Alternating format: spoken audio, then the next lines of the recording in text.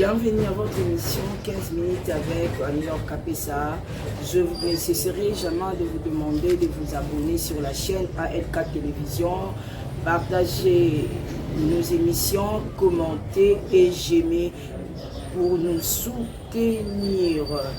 Alors, le lot n'a quitté solo là pour la évasion et salamaki na makala na commune à Sélémao et puis tu la paix rentrée scolaire. Et puis dans 15 minutes, tu as l'évasion, et Salamina Makala, tu as la rentrée scolaire, et puis tu as la sortie médiatique. Il y a Papa Molière. Papa Molière, Azaki, politicien, dans le gouvernement, il y a Kabila, il y a président Kabila. Alors, Nalinga Kito solo la un peu concernant l'évasion et Salami, tu es source na moté. Est-ce que na makala pe insécurité zaraka ba yisi so que ba bomi selon ba source to subabi ba bomi plus de 100 personnes to éviter si c'est vrai ba lobi ba to ba kufi ba to bolinga momena mona ki photo ango ba to bolinga na sima kuna ba to ba bimi ba assassin ba koti ce qui peut ba rwandais ba koti selon ba dire ya ba tonde ba to ba vraiment dans ma cala makala sur koti kuna pas d'entrée pas de sortie. Comment est-ce que ça la que batu ba koti baye ba sali mabe ba bomi batu ba innocent batu pe ba toboli mira makala pe ba bini ba ke. Est-ce que na makala on bato ba sala sécurité bazala sauter bato ba surveiller kuna bazala li sauter. Et ça là maintenant ndenge ni bato ba uta libanda ba ya c'est-à-dire que ça pe na ba infiltrer ou ba na kati ba infiltrer ba na bango na kati pe wana ou ba travailler en collaboration. Comment est-ce que mutaro uta libanda uti libanda ye a koti pe ba sali sakaye vote ba lobaka ça d'accord ils ont saboté, ils ont tué les gens ba bomi batou ba sali sabotage.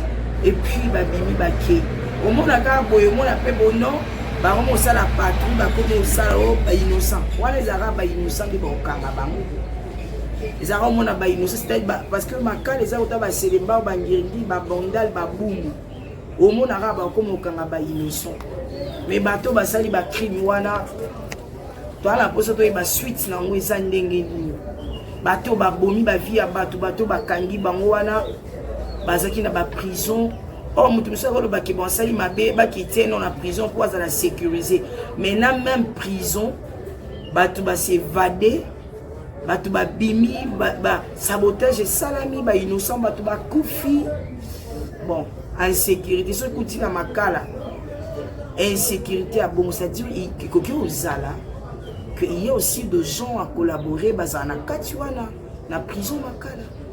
Oh bazaki en collaboration na bateau ba uti banda po bakita siko bateau bakina minduki ba bomi bateau bosiko na kata makala ba soda bazala te. Bon, affaire à suivre tenir tout mon aka clair par rapport à l'Ikambouana parce que doit peu ba citoyen na mboka mon petit pour moi politique est un peu glissant. Bon, toi il va fouiller na politique.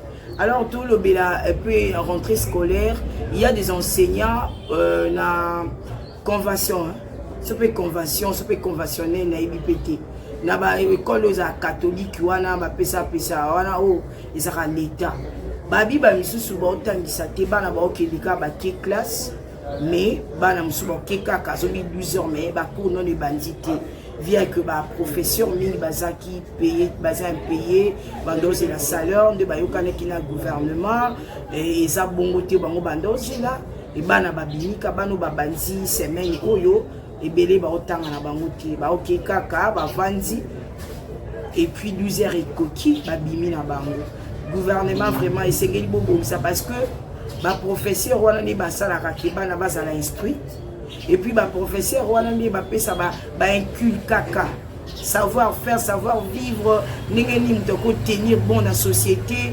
C'est-à-dire ba président, ba ministre, lelo ba leki na ba école, c'est-à-dire ba professeur, baza ba tout monde, il faut baza ba professeur, c'est-à-dire ba enseignant en général kaka. Na ba docteur, baza ba tout monde, oh, il faut ça na bango jeter, ba simi ba bon mo pe abatu, hein. ça dit bango bazo ko laksa bato penzela lelo ba ministre belé batangi.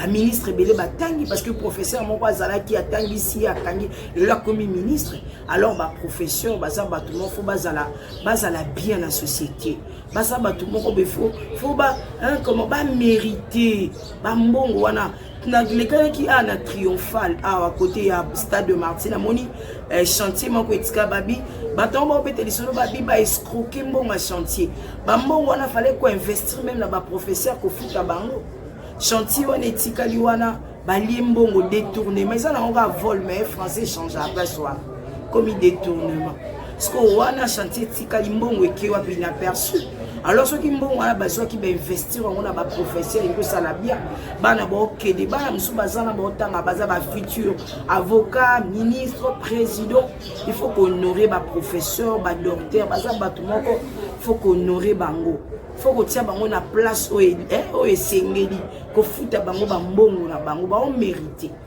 ko tangisa batu ko orienter batu ce n'est pas facile hein?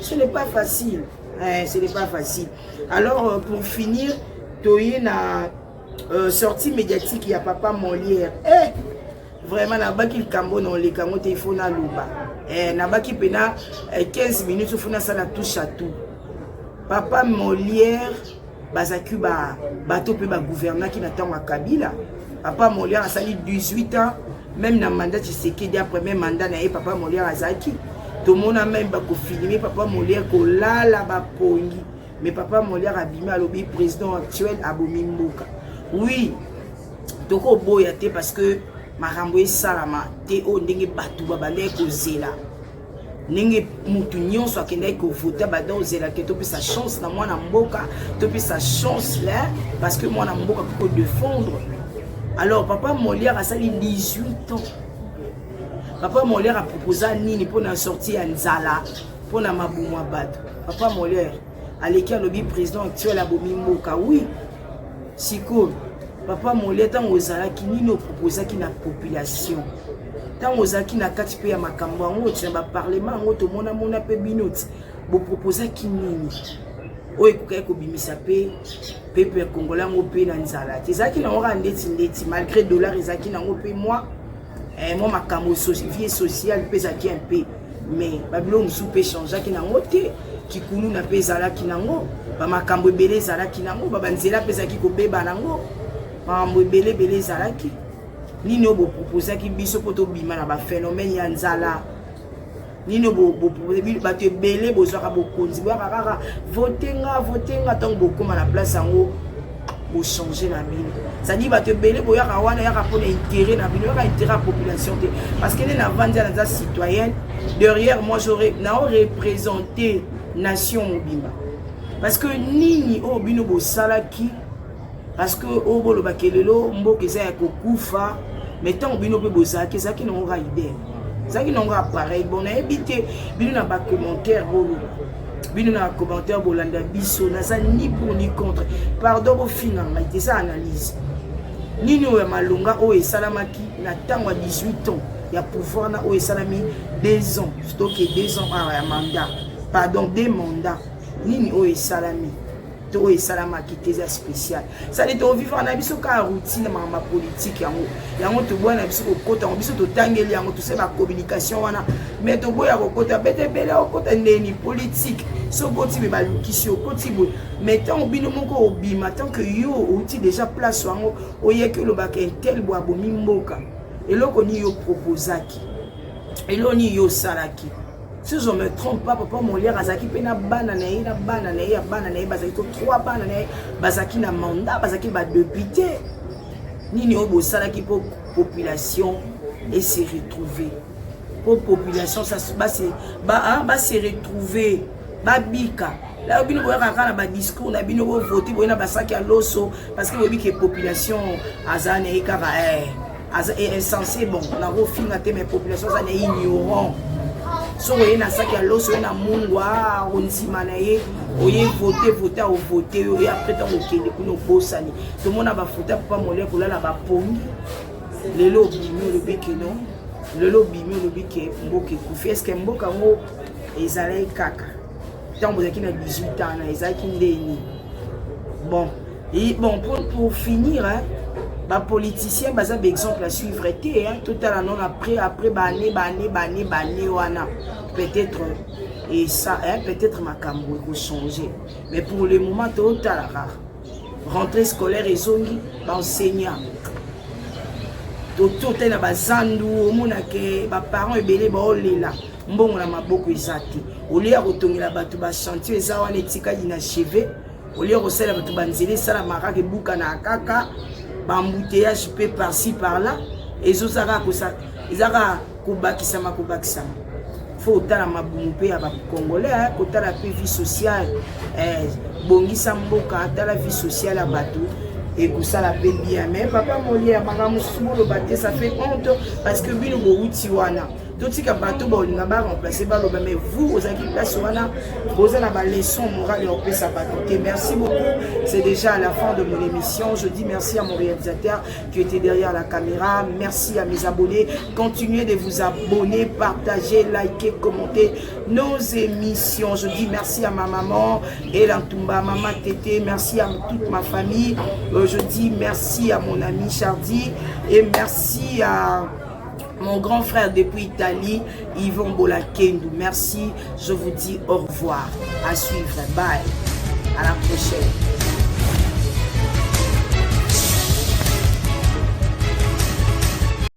Étrangement calme. Quelques jours après la rentrée des classes, cette école de Kinshasa tourne à effectif réduit.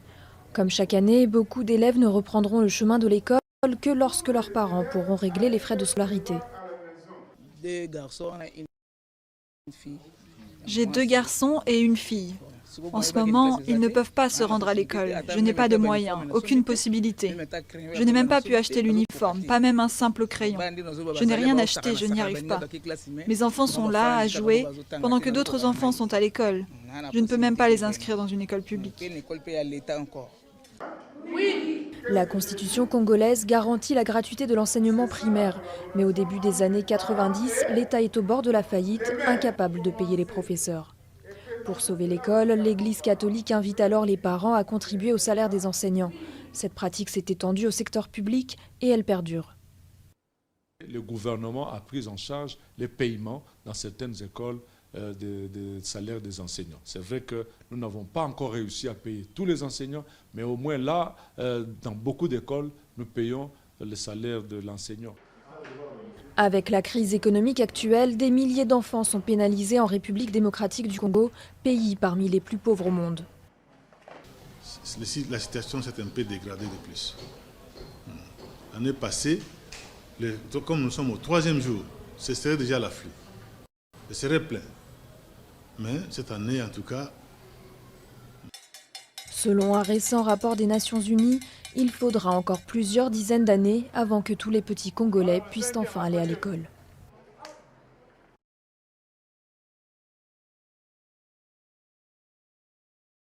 D'une nuit de cauchemar dans la prison centrale de Makala.